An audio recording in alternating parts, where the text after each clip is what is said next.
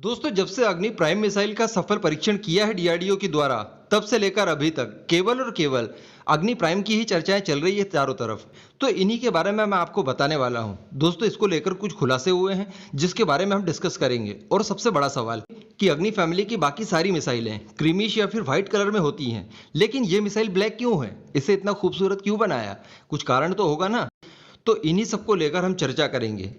दोस्तों, सबसे पहले तो मैं आपको बता दूं कि ये 2000 किलोमीटर तक मारक क्षमता वाली एक नेक्स्ट जनरेशन की बैलिस्टिक मिसाइल है, ठीक है, जिसके अंदर एकदम लेटेस्ट टेक्नोलॉजी दी गई है। 2000 किलोमीटर तक ये न्यूक्लियर वॉरहेड ले जाने में भी पूरी तरह से सक्षम है। मैं आपको बता दूं कि इसके अंदर कुछ ऐसी क्वालिटीज है जिसकी वजह से सैटेलाइट भी इसे इंटरसेप्ट नहीं कर सकता, यानी ये अगर दुश्मन के एरिया में गई तो ये फटकर ही रहेगी और सब कुछ डिस्ट्रॉय करके रहेगी। ये बिल्कुल तय है। दोस्तों, इसके बाद जो एक खुलासा हुआ है वो ये हुआ है कि इस मिसाइल को आप एंटी शिप बैलिस्टिक मिसाइल के तौर पर भी इस्तेमाल कर सकते हैं। जी हाँ, एंटी शिप बैलिस्टिक मिसाइल।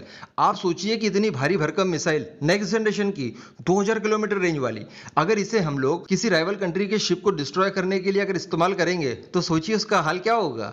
यानी चाइना के पास जो भी बड़े बड़े हाईटेक और नए नए शिप्स हैं उन्हें हम चुटकियों में डिस्ट्रॉय कर सकते हैं। जी हाँ, भारत की ये मिसाइल उन एयरक्राफ्ट कैरियर्स को बड़ी आसानी से डिस्ट्रॉय कर देगी, वो भी मिनटों में। तो क्योंकि आप समझ सकते हैं 2000 किलोमीटर की रेंज बहुत बड़ी हो गई। आप इसे कैनिस्टर से लॉन्च कर ही सकते हैं, यानी इससे शिप से भी आप लॉन्च कर सकते हैं।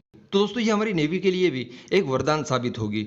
अब दोस्तों, बात कर लेते हैं इसके ब्लैक कलर की, जिसकी चर्चाएं सभी जगह है। इतनी खूबसूरत जो दिख रही है ये, तो दोस्तों इसके लिए कंपोजिट मटेरियल का इस्तेमाल किया गया है। कंपोजिट मटेरियल वो होता है जब दो अलग अलग मटेरियल्स को मिलाकर बनाया जाता है, ठीक है। ये दो मटेरियल जिन्हें मिलाकर कंपोजिट मटेरियल बनाया जाता है, इन दोनों मटेरियल्स के गुण अलग अलग होने चाहिए, यानी भौतिक गुण और रासायनिक गुण, फिजिकल और केमिकल, ये दोनों चीजें हैं, दोनों मटेरियल्स की अलग अलग होनी चाहिए। उसके बाद इन्हें मिलाकर बनाया जाता है। इस वजह से होता यह है कि ये काफी लाइट वेट होता है और काफी ड्यूरेबल मटेरियल बनता है।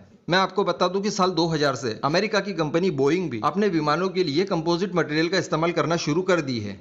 तो ये मटेरियल बहुत ज्यादा टिकाऊ होता है, जिस वजह से भारत को फायदा ये हुआ है कि अग्नि प्राइम मिसाइल का भारी मात्रा में प्रोडक्शन किया जा सकता है और इन्हें बड़ी आसानी से स्टोर किया जा सकता है। यानी इसके जैसी दूसरी मिसाइलों को ज्यादा समय तक स्टोर करके रख पाना ये बहुत मुश्किल होता था, ठीक है।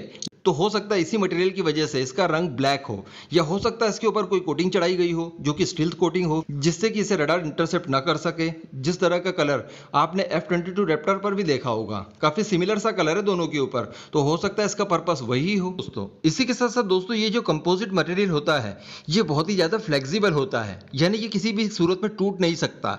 इसी के साथ साथ ये दूसरी चीजों से केमिकल रिएक्शन नहीं कर पाता, इसीलिए ये मिसाइल काफी समय तक एज इट इज बनी रह सकती है। इसे स्टोर करना, जो मैंने आपको बताया, काफी आसान है। वो इन्हीं गुणों की वजह से है। दोस्तों, इस पूरे मुद्दे पर आपका क्या मानना है नीचे कमेंट करके जरूर बताइएगा।